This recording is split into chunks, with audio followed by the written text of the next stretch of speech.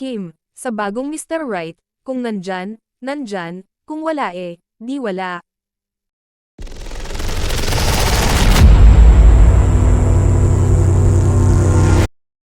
Wala nang mahihiling pa ang kapamilya actress TV host na si Kim Chiu sa kanyang personal na buhay at showbiz career. Ayon sa dalaga, kung meron man daw siyang wish ngayon, yan ay ang patuloy na pagsuporta at pagmamahal ng kanyang mga fans and supporters. Ako hiling ko sana tuloy-tuloy lang din yung suporta nila sa akin, sa lahat ng shows and very thankful din sa ABS-CBN, ang pahayag ni Kim sa panayam sa kanya ni MJ Felipe. Sa tanong kung naniniwala ba siya sa kasabihan sa entertainment industry na kapag bongga ang takbo ng career ng isang artista ay hindi naman ito ganun kaswerte sa love life. Huwag naman sana. Hindi.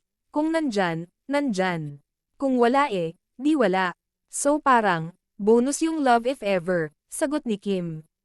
Kalat na ngayon ang chika na may bago na raw girlfriend ang ex-jowa niyang si Sian Lim sa katauhan ng movie producer na si Iris Lee. Si Kim ba nakatagpo na rin ng bago niyang Mr. Right? Grabe naman. Masaya naman tayong lahat, so sana let's savor this moment habang nandyan. Pero kahit wala raw boyfriend, masayang masaya raw siya ngayon, lalo na sa itinatakbo ng kanyang career.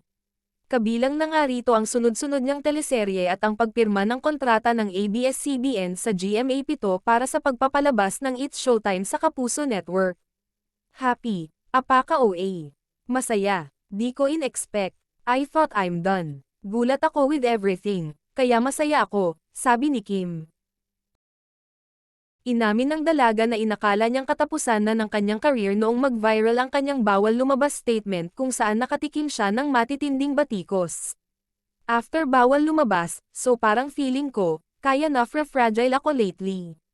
From Fit Check, Lin Lang, and Showtime, and ito nga What's Wrong with Secret Kim. So, thankful talaga ako. Sobrang happy talaga, like ang haba namin siya pinromote at sobra kaming kinakabahan and hindi namin maipaliwanag yung nararamdaman namin during that time. We're very happy sa naging outcome ng What's Wrong with Secretary Kim. Sana magtuloy-tuloy, lahad ng aktres.